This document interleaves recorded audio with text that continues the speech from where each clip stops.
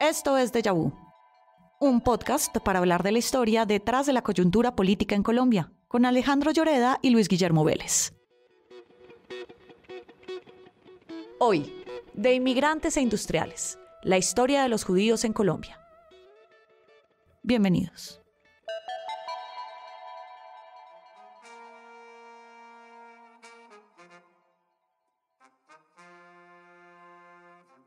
¿Considera el gobierno que la cifra de 5.000 judíos actualmente establecidos en Colombia constituyen ya un porcentaje imposible de superar, a pesar de los sentimientos humanitarios que naturalmente inclina a la acogida benévola de las minorías racialmente perseguidas? Esto hace necesario que los cónsules bajo su jurisdicción opongan todas las trabas humanamente posibles a la visación de nuevos pasaportes a estos judíos. Esto, Alejandro, es una parte de la infame circular enviada en 1939 por parte del canciller Luis López de Mesa a las embajadas colombianas en Europa para que cesaran el visado de emigrantes judíos. Hola, mi nombre es Alejandro Lloreda. Y yo soy Luis Guillermo Vélez. Y hoy vamos a estar conversando con el profesor Salomón Kalmanovich sobre la historia de los judíos en Colombia. Conocido, digamos, ampliamente en los medios políticos, económicos y académicos de Colombia, por su historia económica de Colombia y por su trabajo en el Banco de la República y como un, comentarista permanente de la realidad colombiana sobre la historia de las comunidades judías en Colombia. Esto es una historia personal para el profesor Kalmanovich. En su reciente libro Ejercicios de Memoria, cuenta la historia de la migración de su familia desde Lituania y Polonia a Barranquilla en los años 30 del siglo pasado. Profesor, muchas gracias por acompañarnos. Gracias por invitarme. Profesor, su madre migró de Polonia en el año 38. Si se hubiera demorado un poco más y hubiera llegado esta circular antes a esos consulados de Colombia en Europa en ese momento, ¿qué hubiera pasado? Pues no hubiera podido emigrar y posiblemente hubiera sido exterminada por los nazis.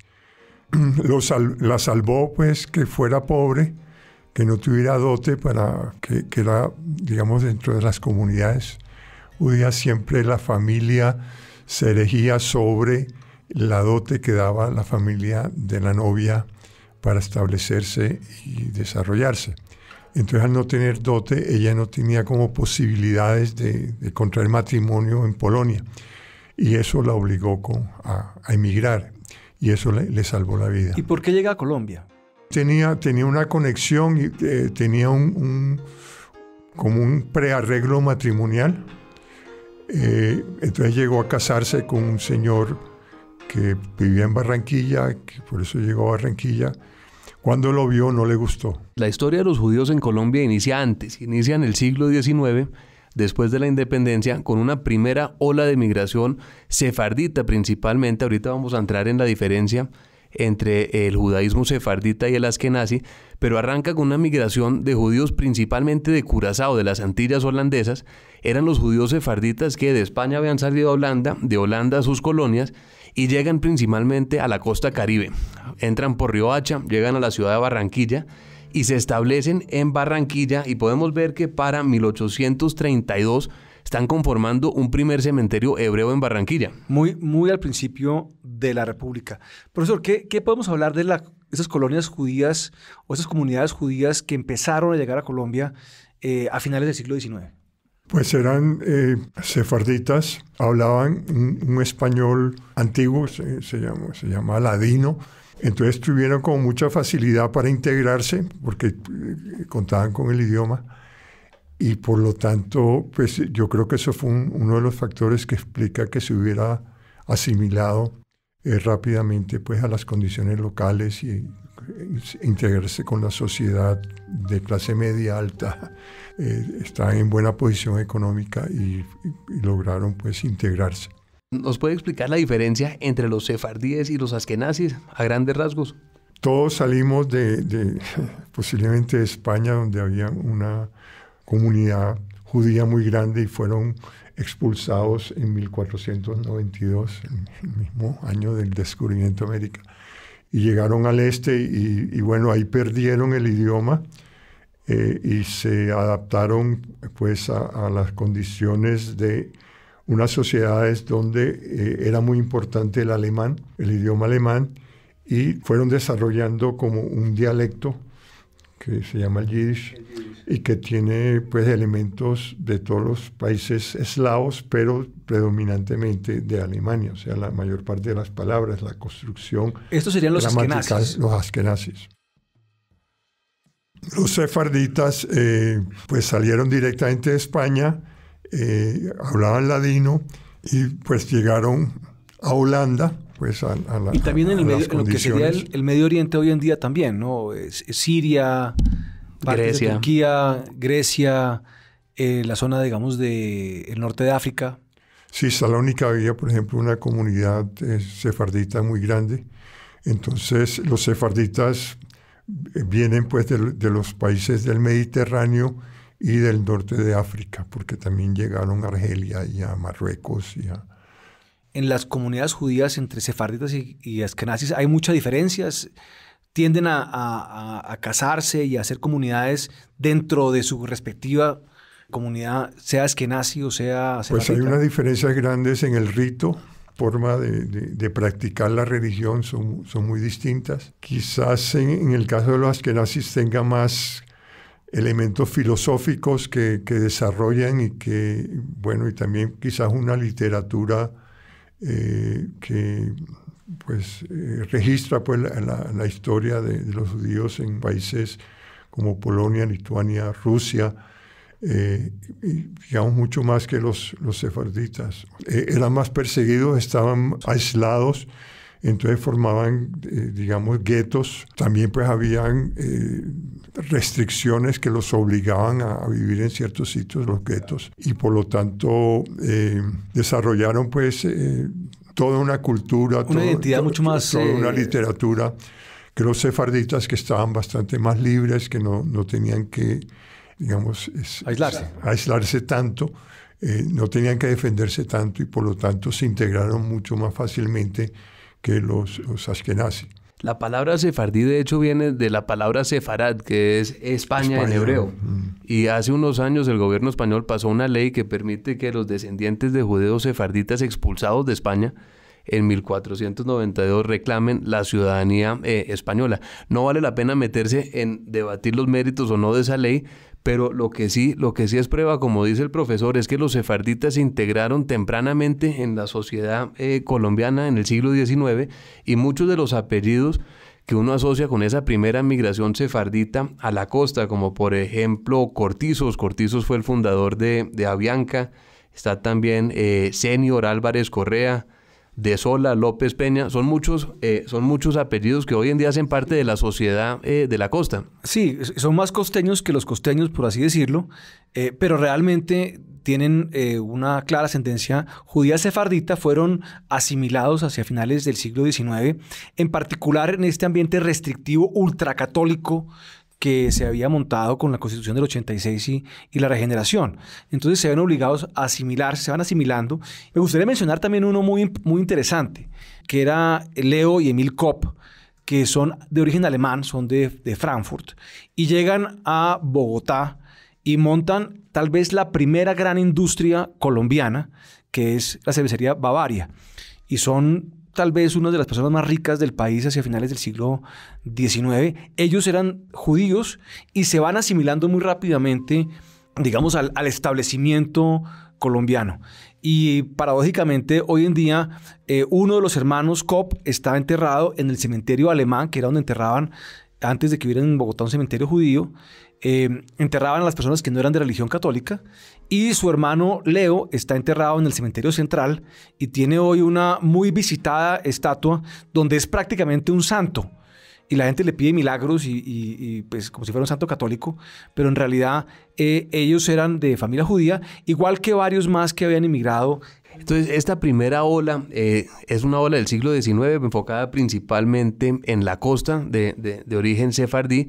Y la segunda ola, que es una ola de inmigración askenazi, que va a ser mucho más representativa, mucho más significante en números absolutos, comienza a llegar, profesor, en los años 20, ¿correcto? Los pioneros son de los años 20, pero digamos la mayoría de los inmigrantes fueron de los años 30, hasta que estalló la guerra y ahí se detuvo.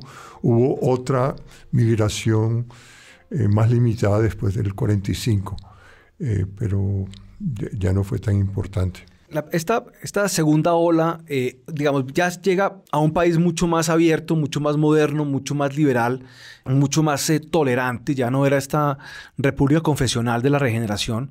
Entonces, no hay esa presión tan grande por asimilarse en el entorno. Son comunidades un poco más grandes. En este infame carta que manda Luis López de Mesa a los consulados, habla de 5.000 personas para 1939. Y llegan no solamente a un país más moderno, pero una ciudad muy cosmopolita. La Barranquilla de los años 30 recibía mucha inmigración, no solamente judía, principalmente libanesa, palestina, los llamados turcos, también italiana, española. Pues la Barranquilla en la época era una ciudad dinámica, digamos, era la puerta, se le llamaba la Puerta de Oro de Colombia. El río Magdalena era la arteria que comunicaba la costa o el mundo con el interior del país. Entonces el río era una arteria vital que comunicaba pues, el interior con el resto del mundo. Pues Barranquilla era un centro que intermediaba todo ese comercio. ¿Cuál de lo que usted conozca fue la experiencia de esos inmigrantes iniciales, años 20 y 30, que los llevó a Colombia? ¿Por qué acabaron acá en Colombia y no en otra parte? Pues el grueso de la migración se estableció en Argentina, pero mucho más en Estados Unidos. ¿En qué condiciones económicas llegaban? ¿A qué llegaban? ¿Qué hacían cuando llegaban a Colombia? Pues llegaban con la ropa puesta y les tocaba pues el comercio ambulante. Pues llevaban carritos, se colgaban un saco atrás con la mercancía y un mostrario que abrían cuando estaban conversando con el cliente. Claro, usted nos contaba que su padre vendía crucifijos, camándulas y todo eso. Y también nos decía que el tema del idioma era una barrera muy significativa. Así es, pero también lo disfrutaron mucho porque era una tierra de oportunidades. Era una tierra donde los discriminaban mucho menos que lo que habían de lo que existía en Europa. Entonces ellos se sintieron muy bien, muy a gusto haber llegado a estas ciudades que eran muy dinámicas, que estaban abiertas, que podían hacer negocios sin que hubiera, pues, digamos, obstáculos legales incluso para poder ejercer profesiones, que sí era el caso de Europa y sobre todo de Europa Oriental, de donde vino la mayoría de los judíos. Los judíos en Alemania, por el contrario, se habían asimilado, entonces se formó, digamos, dentro de la comunidad judío-alemana, pues eran de un nivel cultural mucho más alto que lo que llaman los polacos. Claro. Incluso yo acuerdo que mi mamá le tenía como bronca, y yo creo que era envidia, que a los alemanes le decían yeques. ¿A yeques? Yeques, y no sé exactamente qué significa, pero era despectivo. Entonces ella compensaba lo que veía como una superioridad cultural y que verdaderamente hablaban pues inglés y también el español lo dominaban rápidamente porque tenían, digamos, la disciplina académica. Eso era la causa de la envidia de mi madre frente a los alemanes. Otro judío polaco que llega en los años 30 es Szymon Guberek, que escribiría más adelante el libro emblemático de la migración judía a Colombia. Es un libro hermoso que se llama Yo vi crecer un país. Y él cuenta su historia de migrante polaco llegando primero a Barranquilla, cuenta el trayecto para llegar de Barranquilla hasta Bogotá por vapor en el río Magdalena hasta La Dorada, ferrocarril después a Girardot y a Bogotá, y se dedicaría también, como dice el profesor, a lo que es la venta ambulante. Él se llamaba un trotacalles y andaba con la mercancía a cuestas por los barrios populares de Bogotá, comenzando a ofrecer su mercancía a plazos, introduciendo, lo reconocería así Alberto Lleras, el microcrédito, la venta a plazos en Colombia. Alejandro, hay un estudio reciente publicado por un historiador que ha tenido cierta difusión aquí en la ciudad de Bogotá, de la importantísima gestión que hacen comerciantes, empresarios judíos, digamos, justo antes de la Primera Guerra Mundial y durante los años 20 y 30, en la construcción de los barrios populares de Bogotá. Son básicamente 3 o 4 personas, entre ellos José Eidelman, que construyó barrios populares en varias ciudades de Colombia, en Bogotá particularmente, los primos Salomón y Morris Gut, y también un pariente de ellos, Rubén Pocín, quienes realmente son los primeros urbanizadores de la ciudad de Bogotá. Toda esta gente que estaba llegando en los años 20, esos que describe Alberto Lleras, que no había alguien que les pudiera dar una posada o un sitio para vivir, empiezan a desarrollar barrios populares muy conocidos en la ciudad. El 20 de julio, el 7 de agosto, la Perseverancia fue desarrollada por los COP un tiempo antes. En fin, hay un número muy importante de barrios populares de la ciudad de Bogotá que son desarrollados en esa época, y la característica principal es que la gente puede comprar su casa a plazos. Entonces, en los años 30 la comunidad está creciendo, está llegando a cerca de 5.000 personas, y en ese momento llega la circular de Luis López de Mesa. Vamos a una corta pausa y a la vuelta vamos a hablar del impacto de esta circular en la migración. Hola, soy Juanita León, directora de La Silla Vacía. Decidimos reflexionar sobre los próximos 10 años con quienes lo han pensado. En un país que vive anclado en sus lastres del pasado, nos pareció que era una buena excusa para pensar en el largo plazo. Los invito a que se suscriban a nuestro podcast El Futuro del Futuro, donde trataremos de anticipar cómo cambiará el mundo en el que vivimos. Bienvenidos. Bienvenidos de vuelta. Al final de los años 30, ya Europa está cayendo en las garras del fascismo. Ya Hitler llegó al poder en Alemania en el año 33, e Italia también está gobernada por un gobierno fascista, y ya se ve que la migración está tornando, la migración para salir de Europa se está volviendo más compleja. En América Latina, en Colombia, en 1939, el canciller Luis López de Mesa emite la circular y el decreto que leímos al comienzo del episodio. Profesor, uno no logra entender. Luis López de Mesa era canciller de Eduardo Santos. Eduardo Santos era un presidente liberal que fue muy generoso con la migración de los refugiados republicanos de la República Española.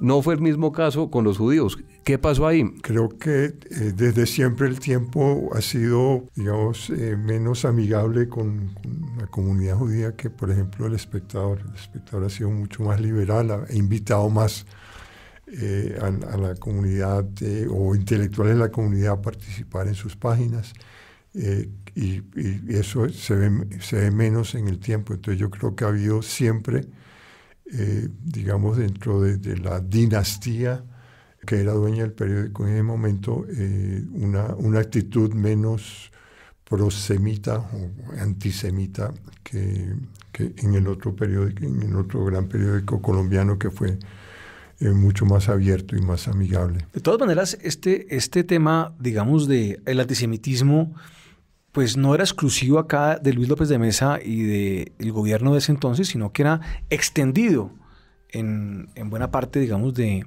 continente americano. Y esto acabó siendo una tragedia real, no retórica, sino una tragedia real para esas comunidades que estaban en Polonia, en Alemania, en Europa del Este, que ante esta persecución brutal que acabaría en el Holocausto, pues no pudieron salirse de sus lugares de origen. Y entonces, digamos, acaba la Segunda Guerra Mundial, la comunidad debía ser más o menos de unas 5.000, 6.000 personas, más o menos, pero tiene una época de florecimiento en la posguerra. Hacia los años 70 la comunidad judía debió tener 10.000 personas, quizás un poco más, y después se redujo a la mitad. Pues actualmente habemos 5.500 judíos en Colombia, pues, pero eso ya pues es la historia de la violencia, de los secuestros, que la comunidad sufrió mucho de ese flagelo. Pues muchos decidieron irse, algunos se fueron a Venezuela, y en Venezuela también pasó lo que pasó, volverse a ir.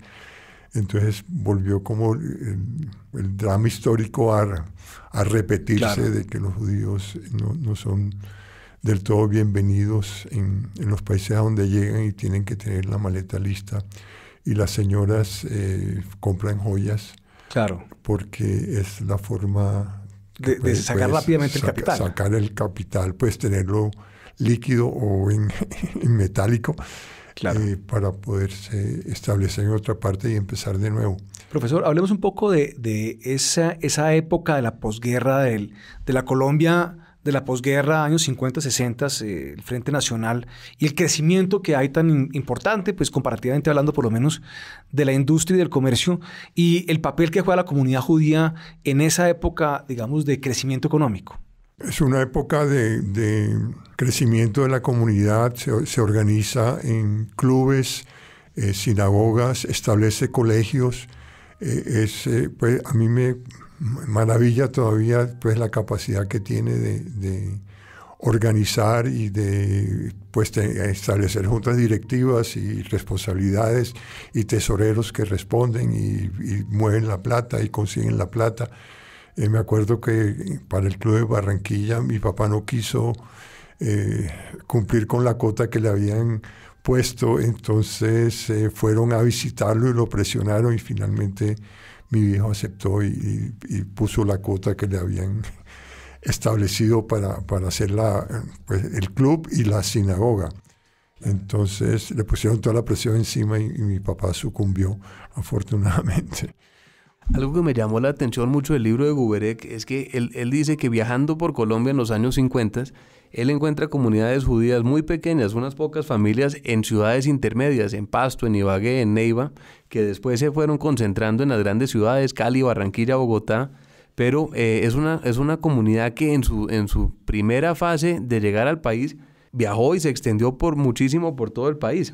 Pero también, pues, pues, a veces se piensa pues que todos los judíos nos fue muy bien y somos ricos, pero siempre había una capa de claro, gente pobre, gente que no le fue bien, que no era buena para los negocios, que los hijos no quisieron educarse y que siguieron manteniéndose en una relativa pobreza.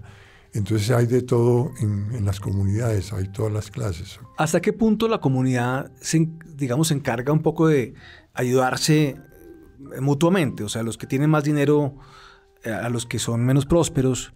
Pero, digamos, no se veía bien y la gente que necesitaba ayuda se sentía indigna. Entonces prefirió aislarse de la comunidad y no hacer parte de ella. Para estar en la comunidad había que tener cierto nivel de ingreso que le permitiera, pues digamos, aportar a las cuotas del club, las cuotas de la sinagoga, las cuotas del colegio, y algunos que no podían cumplirlas se marginaron y no querían recibir la caridad de la comunidad. En cultura el impacto también ha sido inmenso. Hace unas pocas semanas falleció Lili Ungar, de la Librería Central, que ella sea parte también de ese mundo, de ese mundo de intelectuales de Europa Central, de la Viena de la entreguerras, y ella fue fundadora de la Librería Central en Bogotá, la Librería Lerner también, distinguidos intelectuales como el profesor, el científico Moisés Wasserman. Ha habido un impacto muy grande también. Felisa Burstyn en arte. En arte, en ciencias. Esculturas locas. Las esculturas maravillosas. Y también mucha gente, digamos, profesional de la comunidad. Tradicionalmente, profesiones donde los judíos han sido, digamos, importantes. En la medicina, por ejemplo, también había médicos muy reconocidos. Poco menos en el área legal, pero yo me recuerdo de uno de ellos muy importante, se llamaba Samuel Finkelstein, que era uno de los redactores del Código de Comercio colombiano. Creo que en un país de abogados había mucha competencia. Ahí sí había mucha competencia. Legal, ahí sí definitivamente era muy complicado. No es el sitio para probar fortuna. No. Hablemos un poco, profesor, nuevamente de la influencia de la comunidad judía en el desarrollo industrial y comercial de Colombia. Ya en esta época, en los 50, 60, 70, que uno diría que es como la época de oro de la comunidad en el país. En Barranquilla estaban los Sredni que fundaron Industrias Colombia, que importaban hierro y acero, y un familiar de él en Bogotá montó una acería y que se llama Industrias Colombia. No sé si todavía está está produciendo, pero digamos ese era como de las personas más notables. En Barranquilla también está el señor Calusin. El señor Calusin fundó una fábrica que se llama Kiko, que era de plásticos, y también él fue un pionero en los plásticos en Colombia, pero creo que esa industria también se apagó. En la industria de confecciones, por ejemplo, en la industria textil, está todavía hoy Manufacturas Elliot de la familia Duer. Usted mencionó plásticos, profesor, la familia Gilinski del Valle del Cauca, que tanto ha estado en los medios últimamente, inició con Silla Rimax y productos Yupi. Sí, yo creo que si uno se puede hacer el listado, digamos, de empresas de propiedad, digamos, de inmigrantes o de quienes son descendientes de inmigrantes judíos en Colombia, es realmente impresionante. Para poner simplemente un ejemplo, el tema gastronómico, los restaurantes, digamos, de la familia Sazón en Bogotá, de los señores Rausch, en fin, hay una presencia muy grande en todo, Leo Katz, y siguen siendo importantes, aunque es un sector mucho más disminuido de lo que ha sido hace un par de décadas. Hemos hablado de la comunidad en Barranquilla, en el Valle, en Bogotá, pero no hemos hablado de Antioquia. La comunidad judía en Antioquia, ¿qué tan fuerte es? Uno siempre oye el mito que la raza antioqueña está basada en una migración judía. ¿Qué tanta verdad hay ahí? El número de judíos en la ciudad de Medellín es relativamente bajo, pero digamos sí hay una comunidad y tiene su sinagoga y sí, pues es pequeña porque digamos la competencia de los paisas en comercial, industrial, empresarial es muy fuerte. El mito del judaísmo de los antioqueños no sé en qué se basa, pues la mayor parte de la migración creo que tiene origen vasco, y los vascos tenían una tradición empresarial muy antigua, entonces yo creo que por ahí es la cosa.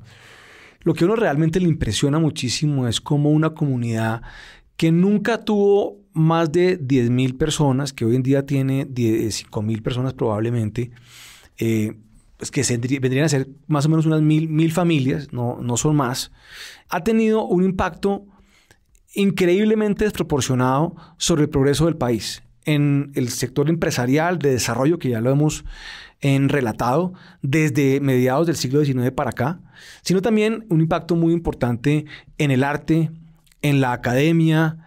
Digamos, ante esa realidad, esta circular que leímos, infame, diría uno, del canciller López de Mesa en el año 39, realmente pues desdice mucho de lo que se ha contribuido por parte de la comunidad, y es un desagradecimiento, digamos, del país a este aporte tan significativo. Profesor, muchas gracias. Bueno, gracias por invitarme. Recomendamos mucho el libro del profesor Kalmanovich, Ejercicios de Memoria, y esperamos, Luis Guillermo, que podamos volver a invitar al profesor para hablar de otros temas de historia económica en un futuro. Muchas gracias. Mi nombre es Alejandro Lloreda. Soy Luis Guillermo Vélez. Y soy Salomón Kalmanovich. Y esto ha sido Déjà Vu. Muchas gracias. Déjà Vu es un producto de La Silla Podcast. Grabado en los estudios de La Silla Vacía. Escrito y dirigido por Luis Guillermo Vélez y Alejandro Lloreda. Producido y mezclado por Fernando Cruz y la coordinación de Tatiana Duque. Cada 15 días, un nuevo episodio en su plataforma preferida. Gracias por escuchar.